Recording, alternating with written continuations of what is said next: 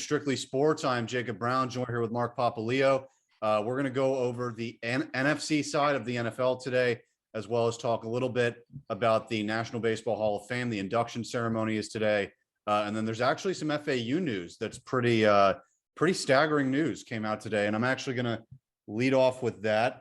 I'm going to go into the exact details here just from the headline of the article. And mind me, I got to find it here.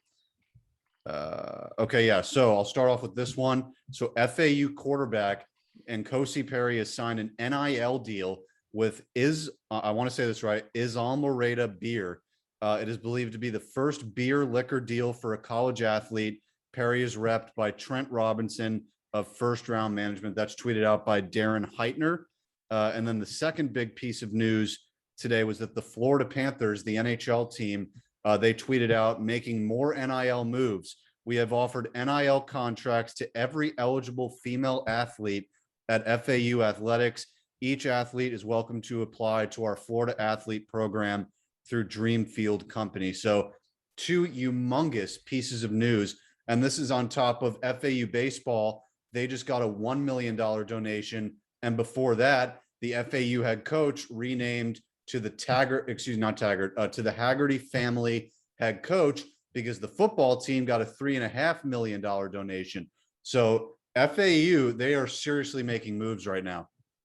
Yeah, FAU's got some money rolling in, and it's really exciting to see the programs are going to get this funding that they need. The baseball program has been I feel like the strongest out of all the sports. Really, they've won a lot of Conference USA championships. I think 2 or 3. Yeah, something around there. So like they've been consistent for a long time since I've been young. So it's nice to see them finally get a huge contribution to the program. And as you mentioned, the football program got a $3.5 million donation to rename the head coaching position, which is a good thing for the program due to the fact that she also got some money from UF as well to go there and get spankied by them. But FAU definitely showed that they were worth it to be on that field there on a Saturday night. But I just wanted to give you a quick correction on the Nkosi Perry NIL deal. It's Islamorada, like as in Key West. I knew I would butcher it. I knew it. Yeah, Islamorada Brewing Company, and it's the first alcoholic NIL deal, right? I think it's the first alcohol NIL deal. Oh my God, in college sports. So that's pretty huge. Yeah, and he can do it too because he's a senior already. It's not like, oh, he's an underage college athlete. Like he can totally do that. And quick little nugget about them too is that beer company, Adiel, the director of student media, he actually knows two of the people who founded that company. So some roots there with FAU as well. And but yeah, bottom line, this is humongous for FAU. Facilities is the biggest thing that they needed to harp on. And with the recent movement of your UCF probably going to the Big 12, there's a void there. And FAU, if you get all this money coming in, you say, okay, our facilities are going to be here. Their bare minimum, FAU is a better program for all sports, I would say, better than USF. Maybe it's a stretch, but USF football hasn't been there. No, you're right.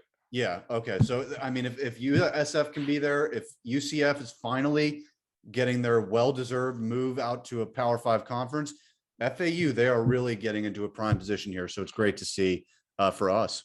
Yeah, I think FAU should definitely get a bid or try to get a bid for the American, because I think that's a great conference for them, especially when you mentioned, you have teams like USF in there that are in the same state and claim to be South Florida when, Boca is a little more south of Tampa. But, and, who has put a product on that field, in the past, Willie Taggart's had a good start to his tenure here. Obviously Lane Kiffin came in there and changed the program. So I think, it's on the up. FAU's on the up and up of football. Yeah, absolutely. And I'll clear up my comments on Twitter that I made about the game. I know some people probably took them slightly the wrong way. Basically what I was saying is there were people that you're not very fond of, Mark. I'm not going to name drop, but people were saying that the FAU loss was embarrassing to FAU. I'm like, it can't be embarrassing. And this is no offense to FAU. It's just the dynamics of how college football works. It can't be embarrassing when you know it's going to happen. We all knew that FAU was going to go in there and lose. What we all wanted to come out of was, okay, how much has the team progressed? What do they need to do moving forward? What's their standing in Conference USA? How does Nkosi Perry look? Those questions were answered and answered really well. FAU covered. They did not. Now, FAU covering is also a little misleading because it was 28-0 in the fourth quarter. So it was kind of points at the end of the game, but still they covered. Good job. And yeah, I mean, it was a good showing by FAU, I guess, overall. That's a great cover by them. I mean, they were down 28-0 in the fourth quarter. They lost 35-14, right? Yeah. I mean, they scored more points than Miami did against Alabama. So, I mean, I don't understand why they're getting so much, like, as you said, like local FAU, supporters that, I mean, we won't talk about, talking down on the team saying that they should be, embarrassed. I mean, no, you shouldn't. And you really shouldn't. That you're not even in the same stratosphere as an SEC school, let alone the Florida Gators. And I think on Saturday, the Gators showed more than the FAU did because I don't think they look as good as they should. They should have blown FAU out of the water, based on paper. But it's not what happens. FAU came out, again, 28 points to, they scored 20. It was, when I checked it out, it was the fourth quarter.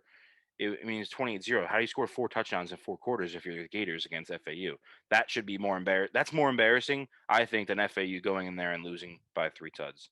Oh, yeah. I mean, that's a very valid point. So overall, FAU, they're going into this weekend, this Saturday. They're going to face Georgia Southern at home for their home opener, 3:30 p.m. I will be on the call with Zach Weinberger. So we're going to be there broadcasting via FAU Owl Radio. You can check that out at FAUOwlradio.com. So it'll be 3:30 p.m. on Saturday. That'll be a dub. Oh, yeah, for sure, dub. And in terms of Conference USA, I'm not worried at all about them winning Conference USA, or at least contending for the top 2 spots. Because, you play like that against UF, you don't have an opponent for the rest of the year that comes close. They gotta do it, bottom line. And it's a big year for Willie Taggart. But now let's move on to baseball. Our guy, Derek Jeter, you've got the Yankee logo on the back. I'm in my new room here at UVA and I don't got any Yankee stuff showing, but Derek Jeter is being inducted into the Hall of Fame today, along with a few other guys. But obviously Jeter, he's the star of the show. And listen, I mean, as a Yankee fan, I grew up with the guy. I think it's awesome. Well-deserved. I see all the Twitter people chirping Jeter saying, oh, Derek Jeter's, just stop it. You would dream of having a player close to Derek Jeter on your franchise. It's coming from all those, Marlin fans, right? Oh, Derek Jeter ain't shit. Well, what have you watched in your time, right? So that's where I look at it there. But bottom line, congrats, Derek Jeter. Can't wait to hear his speech later today. Yeah, congrats to our captain. I mean, he won us 5 World Series. He helped win us 5 World Series championships. I don't really know how you knock that. I mean, there are a lot of haters on Derek Jeter to say he's not, he's overhyped, he's overrated. And you know what? I mean, when you play 20 years in a sport and the back end of your career is kind of on a washed roster, after 2009, Derek Jeter wasn't on great teams. They weren't good. So, I mean, you're going to have seasons where you're hitting below average, where you have bad defensive games, and it's going to happen. There's ebbs and flows to baseball. And when you get to that age, like Derek Jeter was, I mean, it's what happens. He's human. He deteriorates, No one, I don't see anyone, rest in peace, Kobe Bryant. I don't see anyone talking about Kobe Bryant's last 5 years of his career where he was getting overpaid and, the team really lacked talent because of it. They couldn't pay anyone. Kobe Bryant. And I feel like he earned that, and he did. And Derek Jeter earned the right to be the starting shortstop of the Yankees for as long as he was. Yeah, absolutely. And people will knock, his career OPS was 817. His defense wasn't that great. Listen, what do they always say about baseball? You need defense at catcher, shortstop, and center field to win championships.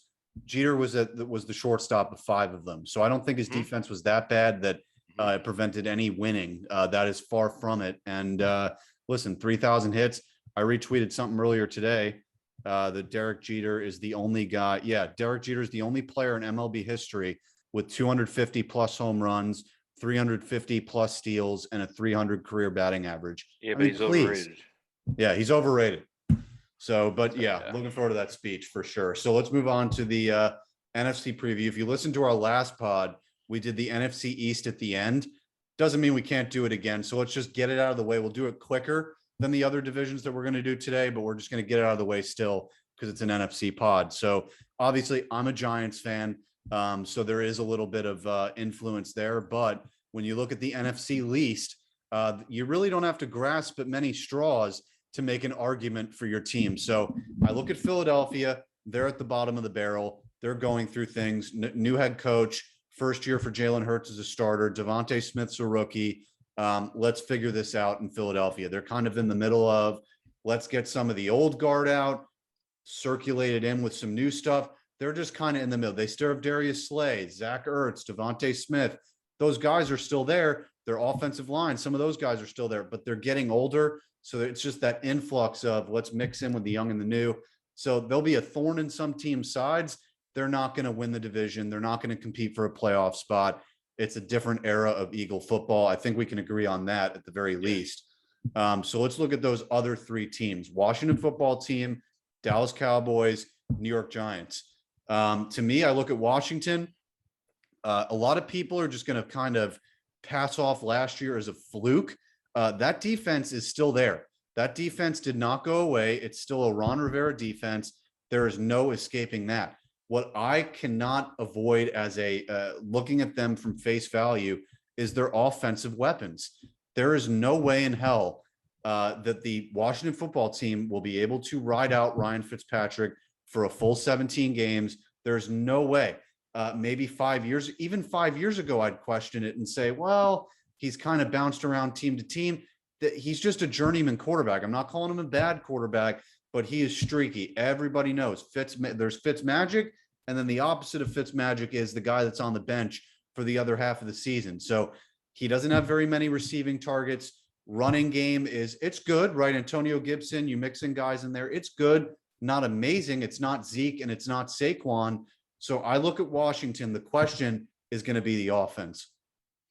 I agree with Washington. As a Dolphins, I sat through a year and a half of Ryan Fitzpatrick, being my starting quarterback with a roster that wasn't ready to win. They had a good defense. They had, some interesting offensive weapons, like a lot like the Washington football team. And, I really think this defense can really get them to where they want to go this year. I don't think Ryan Fitzpatrick needs to be, outstanding to win that division. I think Fitz can, play average and play well enough to where he's not going to lose you a bunch of games because they have a good running game at Antonio Gibson. They have good receivers, Terry McLaurin. They have who's their tight end? I forgot his name. He retired, but no, they have a new one. They have a new one. They have a new one. I'll figure it out. Their defense is just very good. They have a good secondary. Chase Young. You talking about Logan Thomas? Yes, Logan Thomas. Yep. He looks good for them. Chase Young looks great, but Ron Rivera he's a good coach. They just won the division last year. Who's to say they can't do it with Ryan Fitzpatrick? So, again, they're in the worst division of football. It really depends on how Dak Prescott plays with the Cowboys this year, if he's hurt, if he's not. So I think I like the Washington football team at finishing second if Dak Prescott's healthy. Okay. Yeah, I see what you're saying. It's not a far stretch either. If you can stop teams from scoring, you don't need a lot. And they're not going to need 10, 11 wins to make the playoffs. That's for sure. But what were you about to say?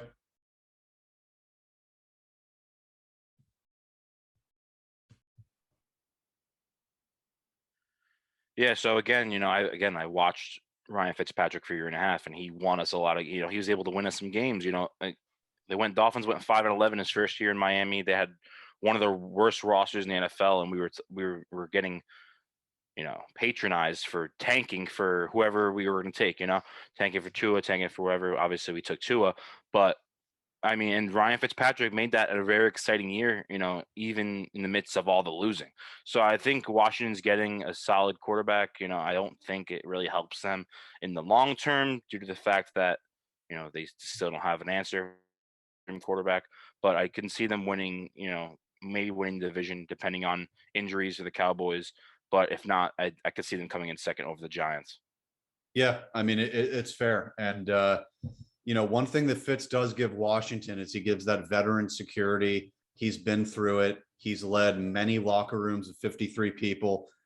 This guy's been around, and people respect Fitzpatrick in locker rooms. And bare minimum, maybe this is like an 8-week thing, a 9-week thing, because Jimmy G is on the trade block, or theoretically he's on the trade block. My theory has been Niners are going to give Jimmy G the first 8 weeks to boost up his trade value, and then they might try and trade him at the deadline.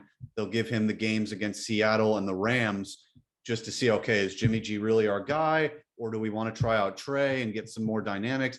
So maybe Jimmy G's a guy that ends up in Washington midway through the year, but we'll see how it works out with Fitz. So now let's move on to the New York Giants. Listen, I like this team. And to be honest with you, we did the AFC podcast, and I was like, Giants are going to win the division.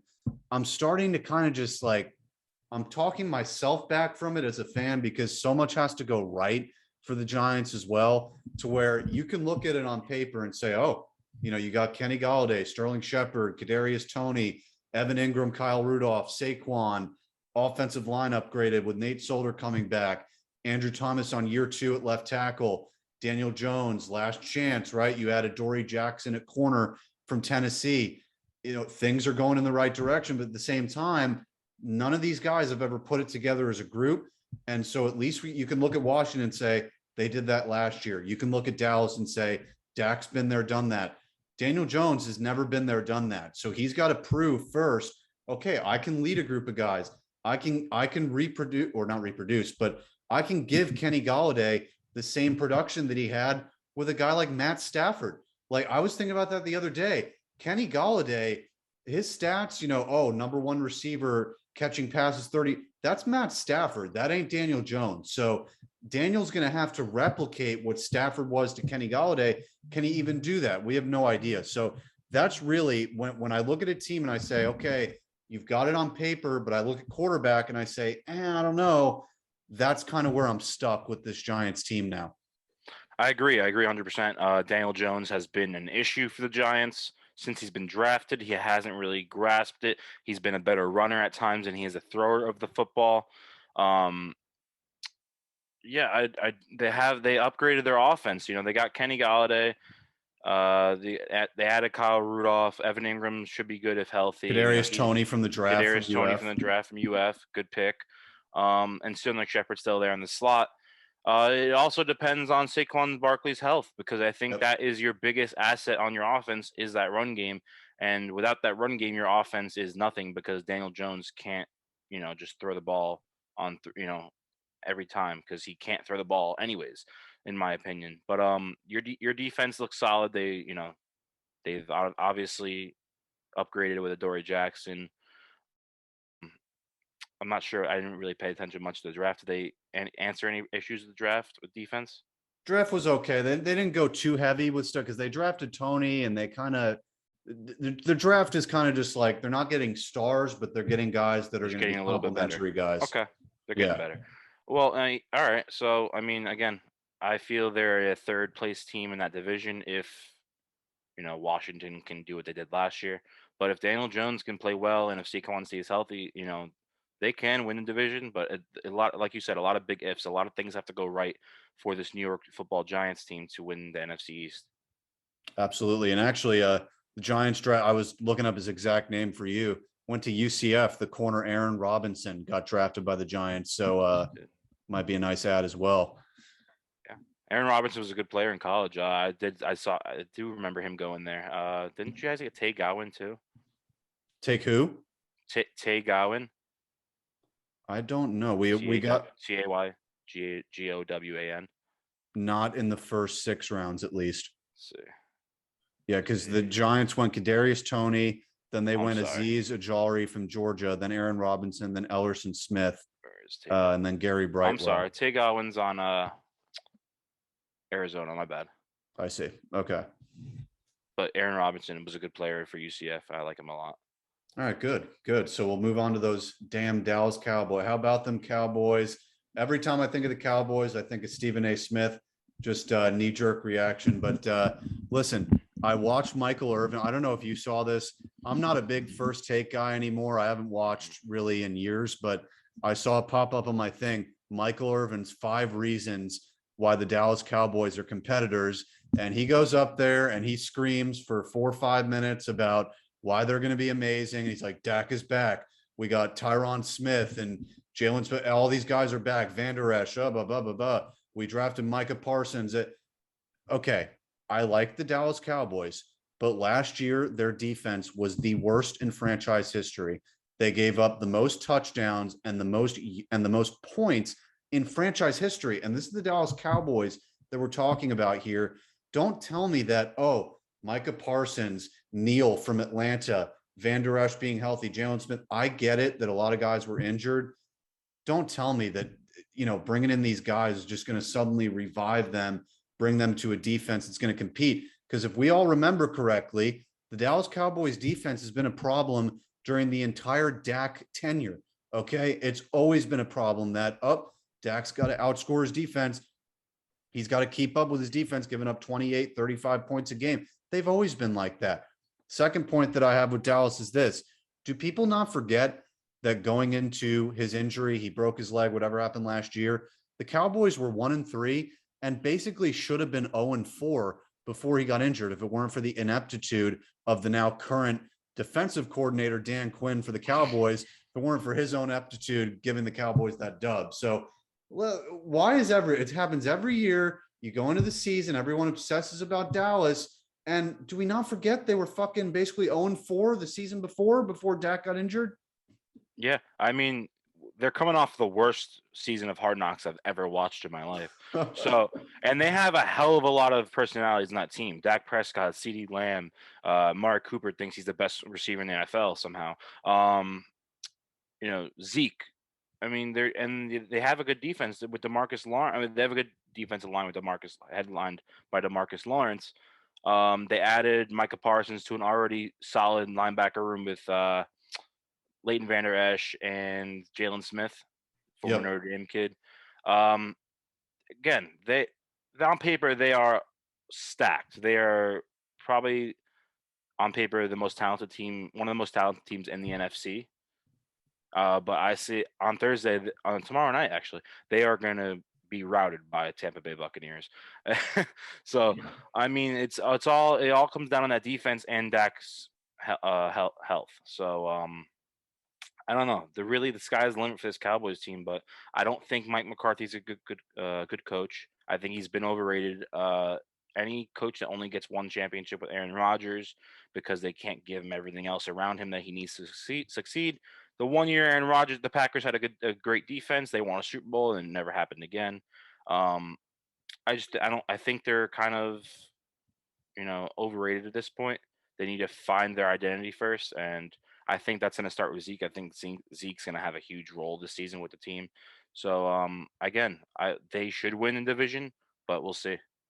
Yeah, and people forget this too. Running backs don't have very long shelf lives, and Zeke's been going down year by year. We're getting to year 5, year 6, year 7. That's when running backs are not the same anymore. I mean, look at Le'Veon in Pittsburgh. Now he's on a practice squad with Baltimore. Look how far just in a 3-year period of time Le'Veon went, 3-4 year period of time.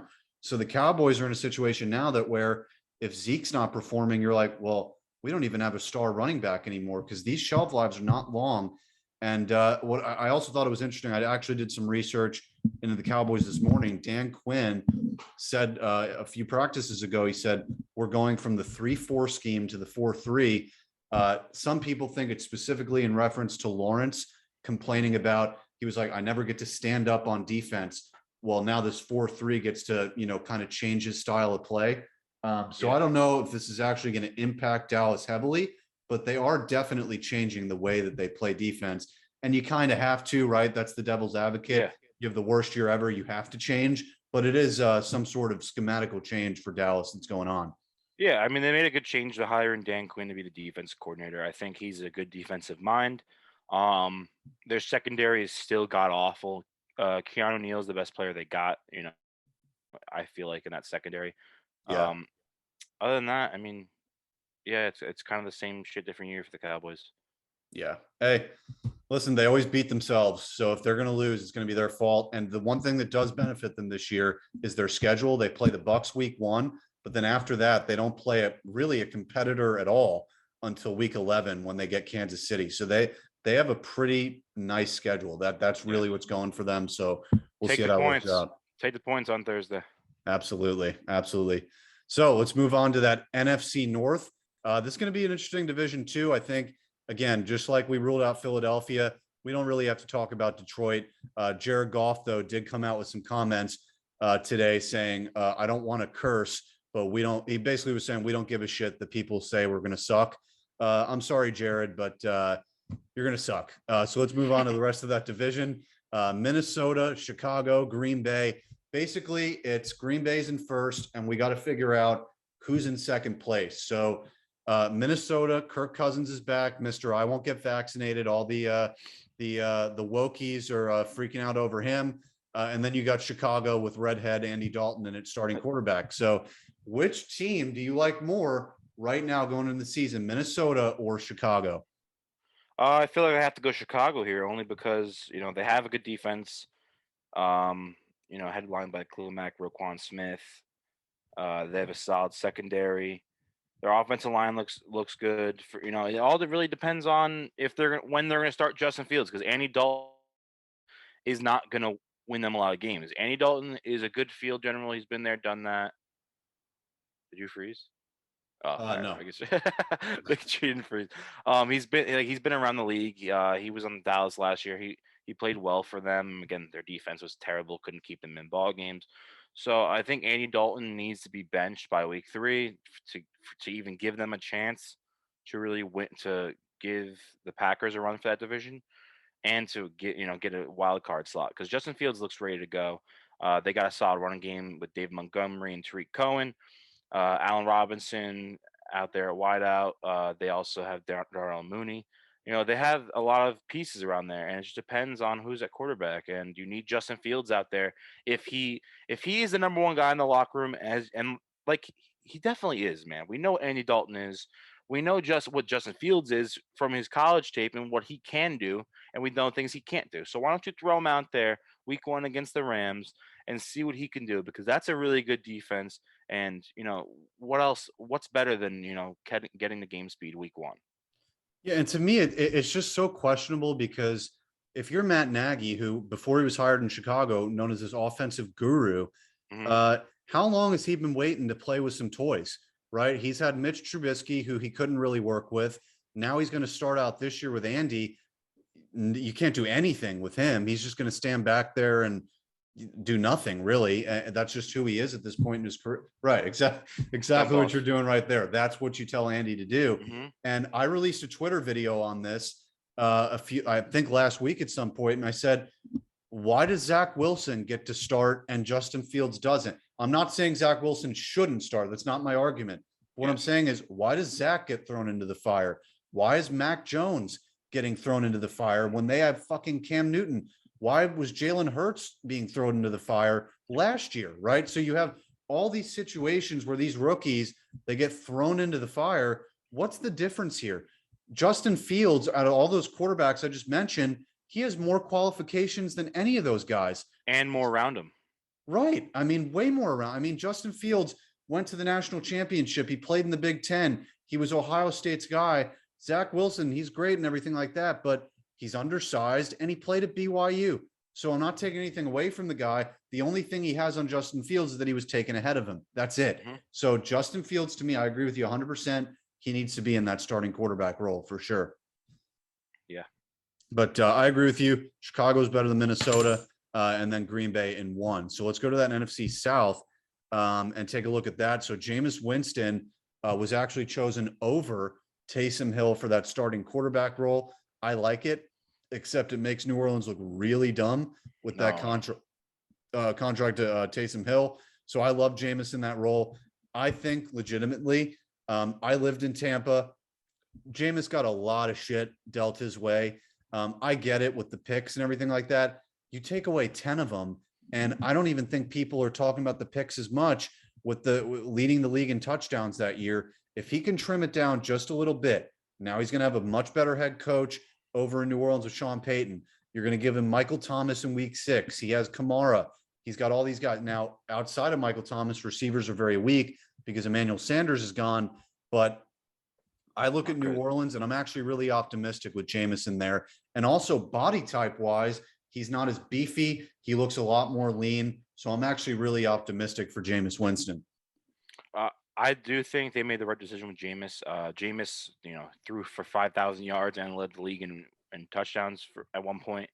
I think he got a kind of a raw deal in Tampa because, Tom Brady goes in there a year after and he wins the Super Bowl. So, he got LASIK eye surgery too. So maybe it was his eyes. Maybe it's why he was throwing so many interceptions. But I think he'll be pretty successful in this in Sean Payton's offense. He made that offense work with Drew Brees' arm was falling off. So and he was making it work with Taysom Hill at quarterback. So why not, with Jameis Winston? Jameis Winston's got the arm talent. He knows that game of football really well. Just made some dumb decisions, and that's what happens when you're a gunslinger and you're on in a franchise like Tampa was. That you kind of had to make things happen yourself. So I think he's going to have a good year this year. It will depend on if Michael Thomas plays or not a lot of the year. They have Marquez Callaway. They just drafted him. He looks solid. Kind of reminds me of Alvin Kamara at wideout. Alvin Kamara, I feel like, is going to have a very heavy workload this year, especially since Michael Thomas, is injured and he's always bitching and moaning. Slant boy, I call him because I don't fuck with Michael Thomas, but so yeah. But other than that, I think the Saints can be pretty good. But the division is really strong this year, obviously, with the defending Super Bowl champion Buccaneers. And then Carolina looks better. Sam Darnold looks good. Robbie Anderson. Matt Rule is gotten his team around there. Christian McCaffrey's set for a good comeback year. And their defense is really sharpened up. So I think Carolina can kind of give them a run for their money in that second position only because they're pretty well coached and they're young and they're ready to go. But I think Jameis Winston can lock up that second spot behind Tom Brady. Yeah, 100%. And I think Carolina is one of those teams, they're not going to make the playoffs. But to me, they're going to be one of the most fascinating teams to watch this year because this is now kind of year 3 of this rebuild where they've been drafting really well. Now we've got to see if those draft picks can really come together as a team. And now Matt Rule, year 2, he gets a different quarterback, Sam Darnold. We'll see how that works out, like you said. And then Christian McCaffrey is going to lead that offense. DJ Moore, get those guys in there. So we'll see how Carolina works out. New Orleans, they're going to be battling for that second and third. And it's funny because both of us really aren't considering Atlanta, it seems, even though out of most 4th place projected teams, they have a better repertoire, if you will, but still, I just don't see it. Atlanta has a good offense. Matt Ryan's a good quarterback. Everyone wants to say he's not. He is. He's not terrible. He's going to win you games. Calvin Ridley, they just drafted Kyle Pitts. Russell Gage, obviously, is going to be their number 2 guy since they lost Julio. That moves Calvin Ridley up there in the pecking order. Their defense is really a huge question mark, which is why I don't even consider them to really battle for that second spot. But if it was just me and their offense looks really good. So we'll see with them. They might be a good surprising team. I like them week 1 against the Eagles. Yeah, well, that should be a win for them. I agree with you there. But I wanted to ask you, what do you think about my finesse in fantasy football draft? Nobody picked Michael Thomas. It's like round 8.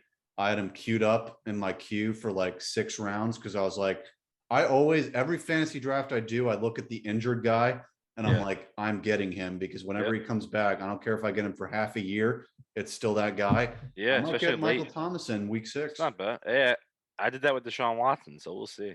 Boy, he's my backup behind who's my quarter? Justin Herbert. I have him and Herbert on the same team. So I like that. I like that. And the Bucks. Dude, we don't even have to talk. They're returning all 22 starters. So it's basically like talking about last year, which you can never say in the NFL. And I could even argue they got better because they upgraded their RB3 going from LaShawn McCoy to Giovanni Bernard. It's like they even upgraded there. Are you kidding me? Giovanni Bernard has been like, me and my friend joke all the time. He is the best fantasy player ever because he can come in for 2 plays a game and get you 8 points a week. And he's just, okay, 8 points, Gio Bernard. but it's funny. The Bucks even upgraded RB3. That's how fucking good they are.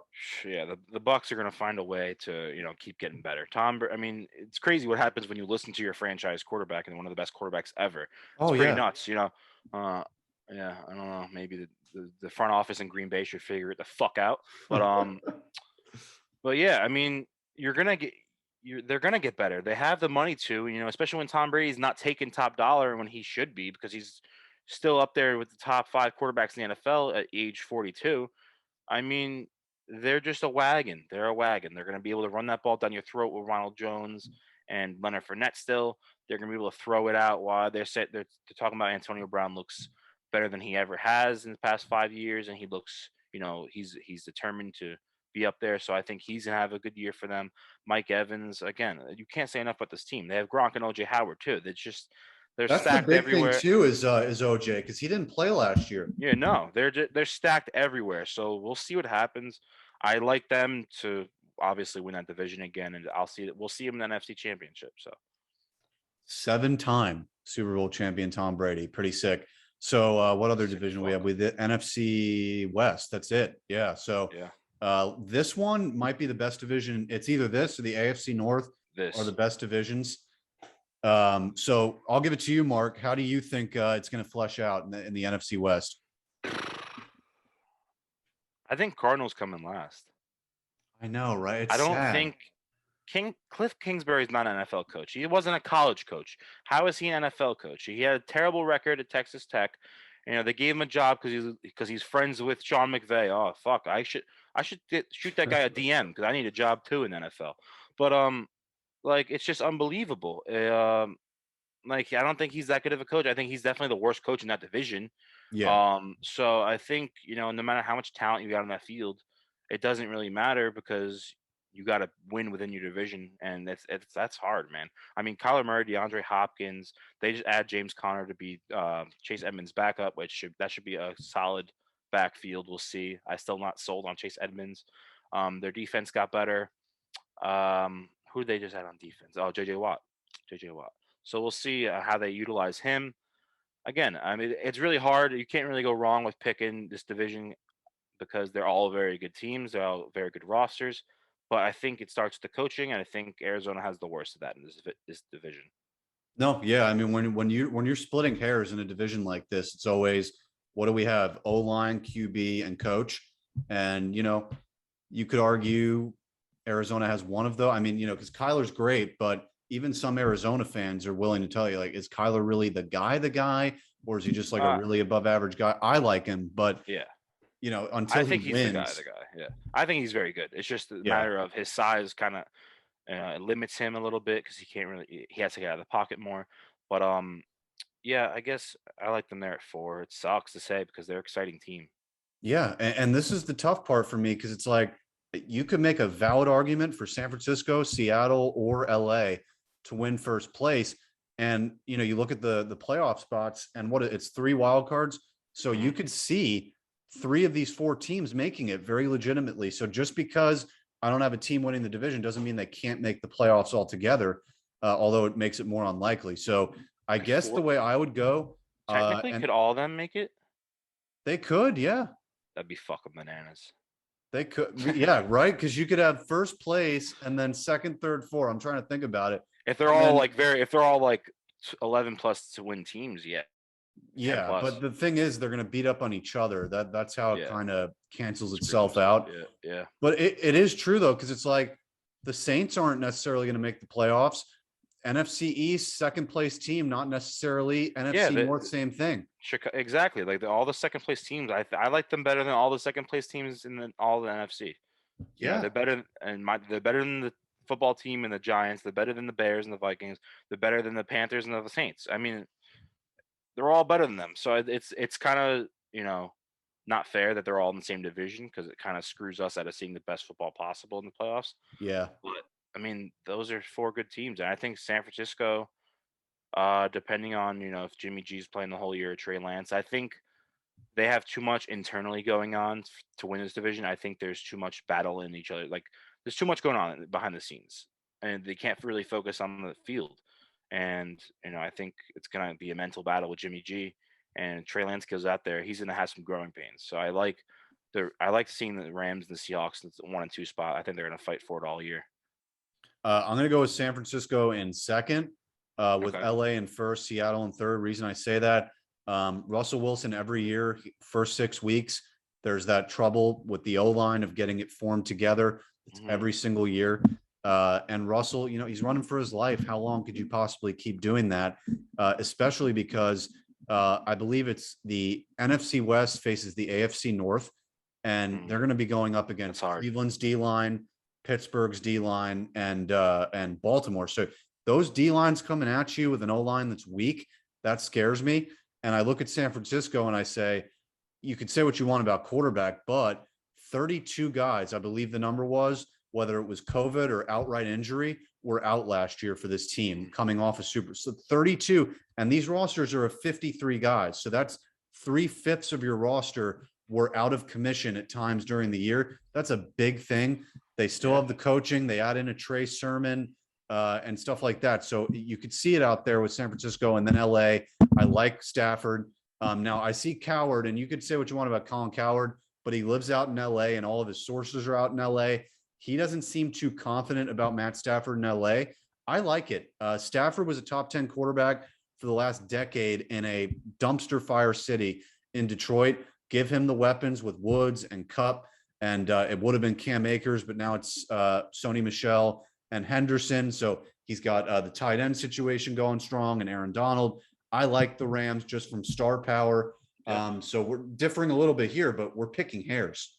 Yeah, it's not easy. Again, San Francisco went 6-10 last year, and like you said, 32 players, out with COVID or injuries. So it's hard. I mean, especially when they have 2 quarterbacks that can go play tomorrow. I agree with what you were saying about Seattle's O-line. I think it's always been an issue since they came off those back-to-back Super Bowl appearances. They haven't figured it out, and they're kind of a power run team with one of the better quarterbacks in the NFL, and it's always been confusing to me. But when you can't protect them, you got to run that football, and they have that kind of running back by by committee. Yeah. They're Chris Carson, Rashad Penny. Chris Carson's always hurt, so we'll see. I mean, I think I kind of lead towards that too. Seattle. I could see Seattle finishing third, especially when you talk about they play the AFC North and some of the best defenses in the league there. They went 12-4 last year, so I mean, again, they're not terrible where they need to be fixed, but again, the Rams and the Cardinals. I mean, the Rams and the Niners could very well win this division as well. I like the Rams to win the division. I think they also have the question marks there at the offensive line, but I think Matthew Stafford's a better quarterback than Jared Goff was. I think he'll be able to get around those kind of things. He'll be able to make a lot more better plays with due to his arm and his accuracy. So again, like you said, the defense is astounding there. Jalen Ramsey and Aaron Donald, and their offensive weapons with Cooper Kupp and Robert Woods, and now Sony Michel. I think Sony Michel's due for a good year this year. So I do like the Rams or the Rams or the Seahawks winning first or second. I'm not sure yet. Yeah, and it's going to be fun to watch because these teams are going to be beating up on each other. They got the AFC North coming into town, so it's going to be awesome, quite frankly, and I can't wait. Yeah, this week 1. So before we end today, let's just do rapid fire. Not much explanation, just winner, and we can go off week 1 and do our predictions. So first, Cowboys Bucks. Not much deliberation. We got Bucks there. Bucks -8. Nice. All right, so we got -3 Atlanta the line. Eagles Falcons. Where are you going there? Atlanta -3. Same there. Steelers Bills -6.5 Buffalo. I would just take Bills money line. Okay. 6. I feel like 6 is a lot of points for week 1. Yeah. For that, for the Steelers, the Steelers have a great defense. I mean, the Bills, I think they have one of the best offenses in the league. But I would just, to be safe, take Bills money line. By the way, that just reminded me, TJ Watt situation. Have you heard about this? Yeah, big trouble. Not even a captain. Yeah, not even captain. Neither is Tua. Neither is Tua, by the way. Hey, yeah. I mean, wow. Hey, spark up the controversy there. Vikings and Bengals -3 Minnesota. Vikings -3. I like the Vikings. Yeah, I'll take that. 49ers Lions -7.5 San Francisco. Don't even have to ask me. -7.5. Take it. I'm in a league. I don't know if I told you. you have to pick a team every week to win, and if you're right, you can't pick I that have that team too. again. I have that too. I think if you're wrong, you can't pick that team again. No, it's right. In Oh, my yours league, is at right. least, if Oh, you're mine's right, you wrong. Okay. can't. Oh, Okay. wow. Okay. Yeah. So, but yeah, I'm going San Francisco So week like one. if like I took that's it. I did. So I took San Francisco week one, and if they lose, it makes sense because you can't take them again. They're a good team. So if you take a favorite and they lose, you shouldn't be able to use them again. That's I think that's what mine is. It's fun. Yeah. And last year when I was going through it, it was surprising because the whole year I'm like, I wonder if I run into a week where I'm like, damn it, I already used them. Didn't Yeah. happen once. Like No, it, yeah, no. especially if you chart it out, but it's pretty fun. But Cardinals Titan, this is gonna be a really good game. -3 Tennessee. I'm willing. I'm willing to take 3 is a lot, but I think Arizona going on the road. But now that I'm talking about it, it's I like like a Tennessee defense. I don't know. it's Swiss cheese, right? Like it's Tennessee. yeah. Tennessee. I mean, to win the game, Tennessee. Gun on my head, Tennessee. Yeah. Seahawks Colts. Wentz is playing. That just came out about an hour ago. Wow. -2.5 line. Seattle. It's in Seattle. No, in Indy. I'm taking Indy. I'm going there too. I've been sticking up for Indy Who's for favorite? a while. Seattle's favored. So give me Colts plus. Colts Okay. plus 2.5. You said. Yep. I like that. All right. So we got Chargers at Washington. Chargers favored -1. Chargers. Yeah, I like that line too. I love Herbert.